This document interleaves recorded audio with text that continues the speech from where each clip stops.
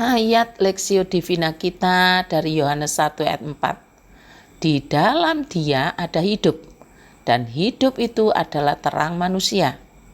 Terjemahan lainnya, di dalam Dia ada hidup kekal, dan hidup inilah yang memberi terang kepada segenap umat manusia.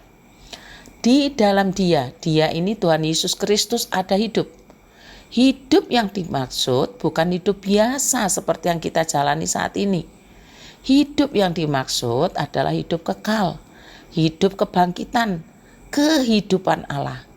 Hidup kekal atau hidup kebangkitan ini hanya ada di dalam Tuhan Yesus Kristus. Sederhananya begini, kita sekarang ini hidup kan? Hidup di dunia, hidup secara biologis. Semua manusia tanpa terkecuali ya hidup seperti ini, hidup di dunia, hidup secara biologis. Semua manusia tanpa terkecuali ya hidup seperti ini, hidup di dunia, hidup secara biologis.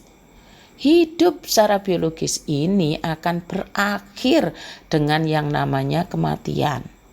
Semua manusia akan mengalami kematian. Ini kematian yang pertama ya, pasti itu pasti. Semua manusia akan mengalami kematian tubuh atau fisik. Nah, setelah kematian fisik atau biologi, sebenarnya hidup manusia tidak berhenti.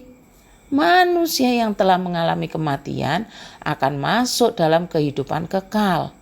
Kehidupan kekal itu ada dua, saudara. Kehidupan kekal yang sengsara selama-lamanya atau kehidupan kekal yang bahagia selama-lamanya karena berada bersama-sama Allah.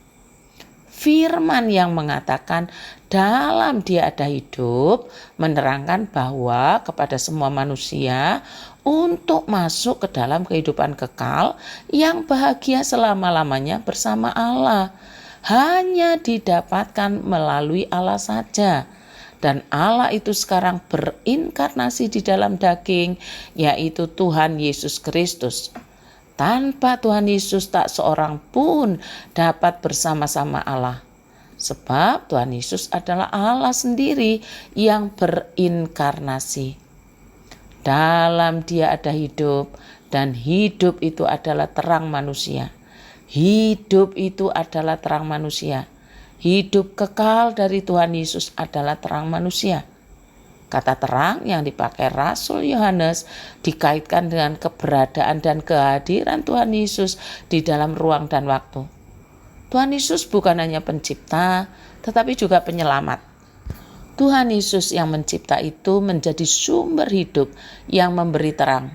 Itu sebabnya kehidupan berasal dari firman. Jadi jika saudara dan saya hari ini hidup secara biologis, secara fisik, dan mengerti hidup setelahnya, bukan hanya mengerti tetapi juga mengalami hidup sesudah kehidupan biologis ini, saudara dan saya hanya akan menemukan di dalam Tuhan Yesus Kristus. Di luar Tuhan Yesus, terang dunia ini hanyalah sebuah kegelapan tentang Allah. Kiranya Roh Kudus menolong kita untuk mengenyahkan kegelapan kita dan masuk dalam terang ilahi melalui Tuhan Yesus Kristus. Tuhan memberkati. Selamat ulang tahun Lawson Noelia Angelia Polii. Tetaplah berpegang pada sumpah setiamu untuk melayani Tuhan seumur hidupmu. Doanya akan saya kirimkan Japri. Terima kasih.